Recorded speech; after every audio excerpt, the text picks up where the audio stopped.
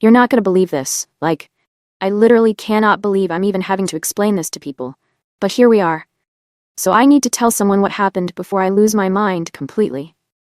Everyone's acting like I'm some kind of terrible person because I told my husband the truth. The truth. Isn't that what marriage is supposed to be about? Okay, so Friday night, I'm getting ready to go out with the girls. Same routine we do every week, nothing crazy. And David's just sitting there on the couch, like always. Just sitting there scrolling through his phone like that's a personality trait or something. And I don't know. Something about seeing him there, same spot, same dead expression, same everything, just made me say what I'd been thinking for literally months. You know, I said, putting on my lipstick in the hallway mirror, every single day I look at you and wonder if this is the best I could do with my life. I mean, I wasn't even looking at him when I said it. It just came out, like when you comment on the weather or mention we're out of milk. Just an observation, you know? He looked up from his phone, first time he'd made eye contact with me all week, by the way, and goes, "Seriously?" And I'm like, "What? I'm just being real with you. Isn't that what makes marriages work?" Because it is, right? We'd been together 8 years, and I was finally being genuine instead of pretending everything was perfect. You'd think he'd appreciate that, instead of getting all dramatic about it. I grabbed my purse and told him not to wait up, because we might go dancing after dinner. Normal Friday night conversation. Or so I thought. The thing is, I had an amazing time that night. We went to Romano's and then hit up that club on 5th Street. I felt alive for the first time in months. Dancing, laughing, just being myself, instead of walking on eggshells around Mr. Sensitive at home. I remember thinking, this is what I've been missing. This energy, this fun. When's the last time David made me feel like this? Never. That's when.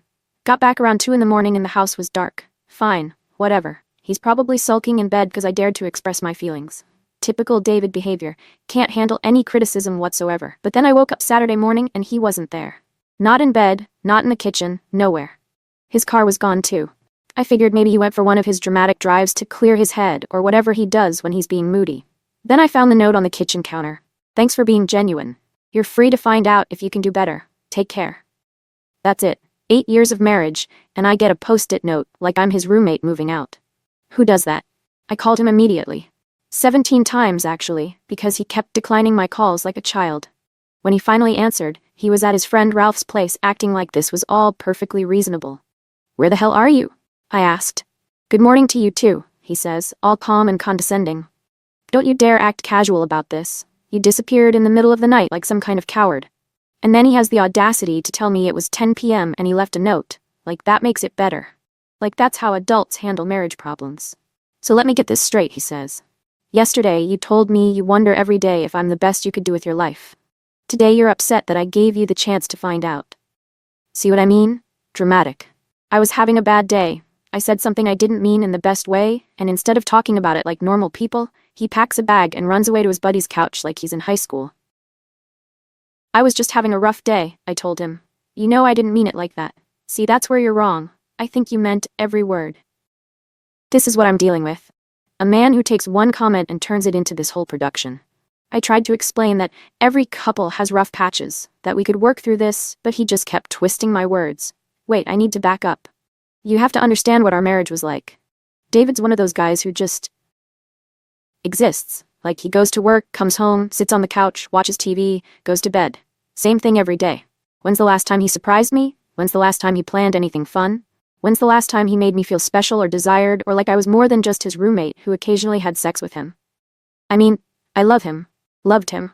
Whatever. But love isn't enough when you're slowly dying of boredom, you know? Anyway, so he's staying with Ralph indefinitely. Ralph, who's never been married and thinks commitment is a dirty word. Great influence there. I've been trying to be patient, giving him space to get over his little tantrum, but it's been 3 weeks now and he's not answering my calls. He changed his number. Changed his number. Like I'm some kind of crazy person, instead of his wife trying to save our marriage. So I did what any reasonable person would do. I reached out to our mutual friends to see if anyone could talk sense into him. Kyle called him for me, and apparently my husband told him there's no chance of us working things out. 0. Like 8 years means nothing. That's when I found out he's already dating someone. Some blonde from his work. Addison something. A designer, apparently. Real convenient how fast he moved on, right? I looked her up online. She's pretty, I'll give her that. Younger than me too. Probably doesn't have the baggage of a real relationship, just gets to swoop in and play girlfriend while I'm dealing with the aftermath of his abandonment. Her Instagram is all these artsy photos of coffee cups and sunset walks. Basic. But whatever. I guess that's his type now. Between us, I think he was probably already interested in her before this whole thing happened. Men don't move on that fast unless they've been thinking about it for a while. So really, I probably did him a favor by giving him an excuse to leave. But here's what really gets me. Everyone's acting like I'm the bad guy here. Like I'm supposed to apologize for being real about my feelings. Like I'm supposed to beg him to come back after he's the one who left. You know what? Maybe I am better off without someone who runs away the second things get real. Maybe I dodged a bullet. Although I have to say, it stings a little that he seems so happy without me. Kyle mentioned he got some big promotion at work, leading some hotel renovation project.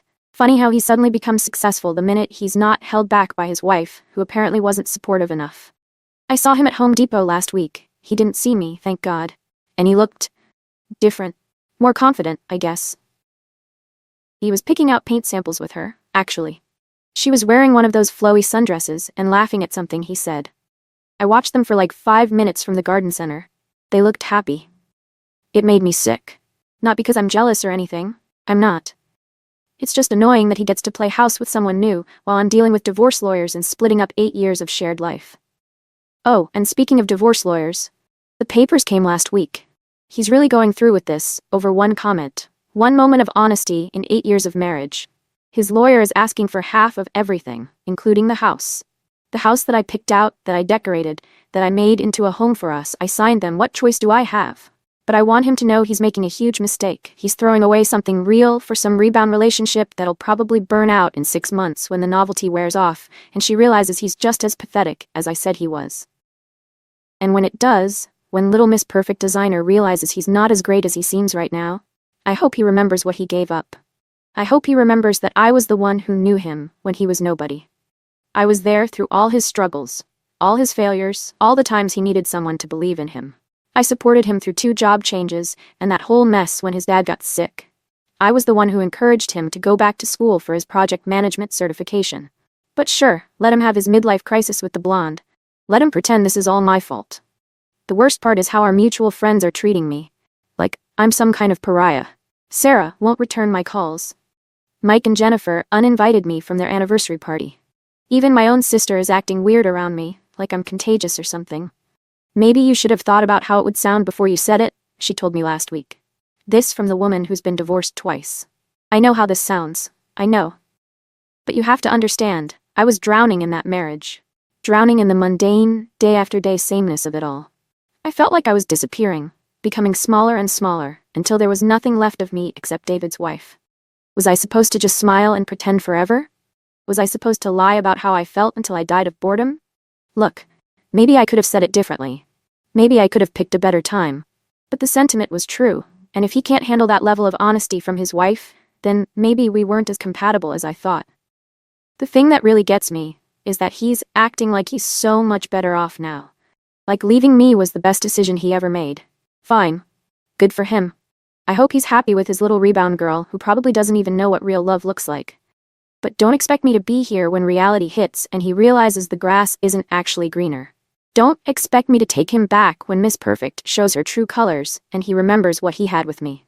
Some people need to learn the hard way that marriage isn't about constant happiness and excitement. It's about commitment and working through problems together, not running away the second someone tells you something you don't want to hear. And you know what? I think I'm going to be just fine without him.